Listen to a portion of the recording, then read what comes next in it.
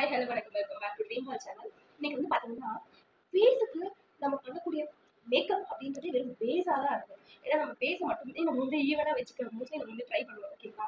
So அது எப்படி வந்து நம்ம ரீடச்சப் பண்ணுறதை நான் சொல்லுவேன்.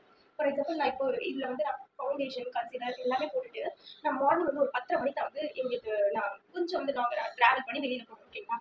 அந்த மேக்கப் ஓட இப்போ நான் இருக்கேன். திரும்ப இப்போ வந்து ஈவினிங் வந்து கிட்டத்தட்ட 4:45 கரெக்டாக ஆகுது. இப்போ 5 o'clock இப்போ ஆக போகுது, ஓகேங்களா?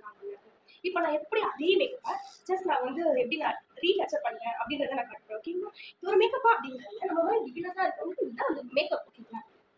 ஸோ ஃபஸ்ட்டு வந்து வேர்வை ஏதாவது இருந்துச்சு அப்படின்னா இப்படி ஏதாவது டிஷ்யூ இல்லைன்னா ஒரு காட்டன் கிளாத் இப்படி வச்சு டச் பண்ணி எடுத்துக்கோங்க, ஓகேங்களா? ஆயிலி ஃபேஸாக இருக்கிறவங்களுக்கு மீஷோவில் வந்து ப்ளோட்டிங் பேப்பர் அப்படின்னு ஒன்று இருக்குது.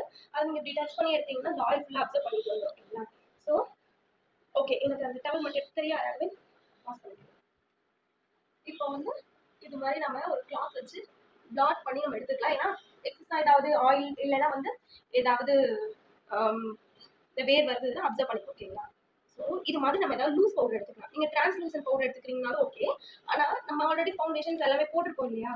அதுக்கு மேலே நம்ம போடக்கூடிய பவுடர் வந்து நம்ம ஸ்கின் டோனுக்கு மேட்சிங்காக இருந்தால் இன்னும் ரொம்ப நல்லது, ஓகேங்களா? நான் வந்து கே பியூட்டியில் இருந்து எடுத்துக்கிறேன்.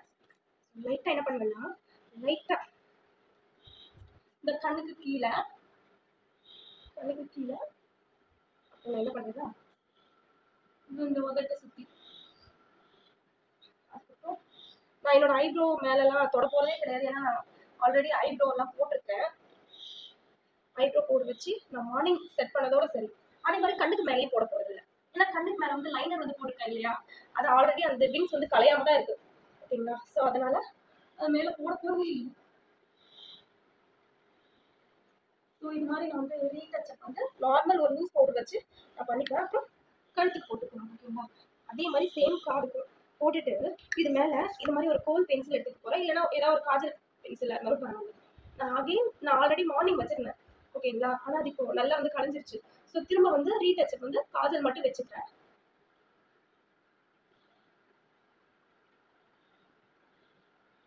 லைட்டாக வந்து நான் சாரி வந்து கட்ட போகிறேன்.